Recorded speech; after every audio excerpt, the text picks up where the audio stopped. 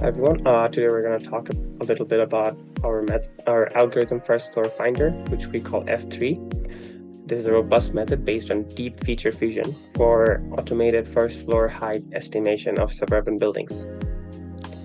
First, let's talk a little bit about floods.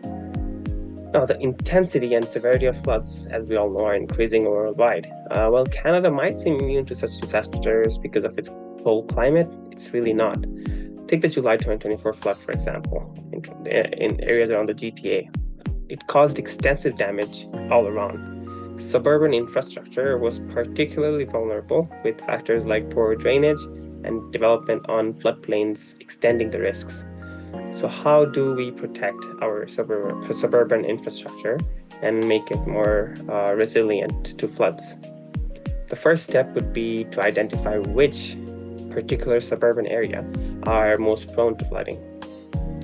But today we have advanced models like Clara that predict flood damage and restoration costs based on a range of parameters such as building characteristics, ground elevation, also maybe water depth. But one critical parameter in all of this is the elevation of a building's first floor. Higher first floor elevations significantly would reduce flood damage. However, surveying and recording first floor heights across a big region is a challenging and time-consuming task, which limits the availability of this critical data. Now that's where our method, first floor finder, or as we call it, F3, comes in. Using street view image data, we sort images by using GPS and building footprint information to create viewpoint images for each structure. Next, we apply YOLO to localize 3 distinct high-level features in the images. We chose them to be doors, stoops, and basements.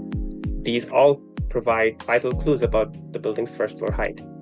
Now, once these features are detected, we use Meta's segment anything model, or SAM, to segment these features and then apply a Sobel kernel to extract and filter their relevant edges.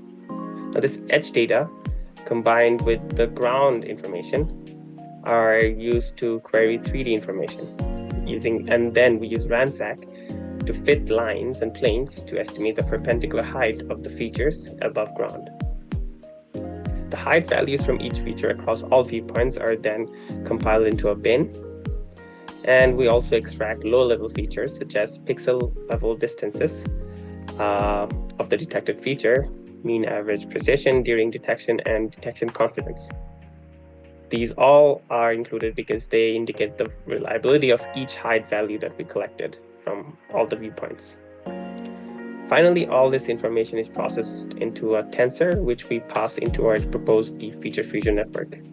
The first layer, the EL, or exploding layer, extracts high-dimensional relationships, while the imploding layer, IL, maps these relationships back to non-linearly average to be averaged in the weighted average layer, or WAL. Now, this whole process combines all height values into a global, robust average for the building. So why is our method more effective compared to others tackling similar problems? Now we will look at our estimation RMSE and availability results to answer that question. The most recent works focus on a single high-level feature, such as the door, which is the most common. While doors provide reliable results due to their high availability in images, they are often occluded by building front vegetation, which leads to inaccurate height estimations. Now, stoops, on the other hand, yield more accurate results, but are frequently absent in occluded scenes. Basement windows are both unreliable and inaccurate due to variability in their placement and size. So we found out, based on this table, that the key to a robust first floor height estimate lies in combining measurements from all these features, which compensates for their individual shortcomings. Now you may ask, why are we using fancy deep learning based architectures to combine these measurements? Now we explored simpler methods like regression and basic statistical mean and median to answer that question. So looking at the results, while linear and lasso regression seem like obvious choices to regress into a from multiple values into one value.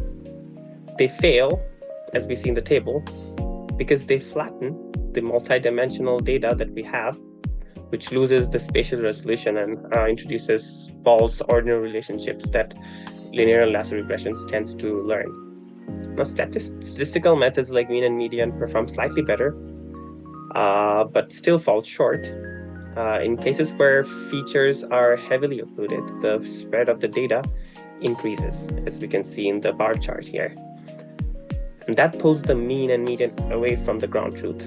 In worst cases, the true height may not even fall within the interquartile range.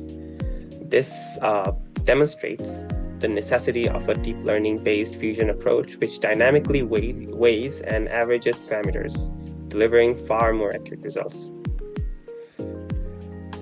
Now, to summarize, we have introduced our method, first floor finder, which is a multi-view first floor height estimation method using street level imagery.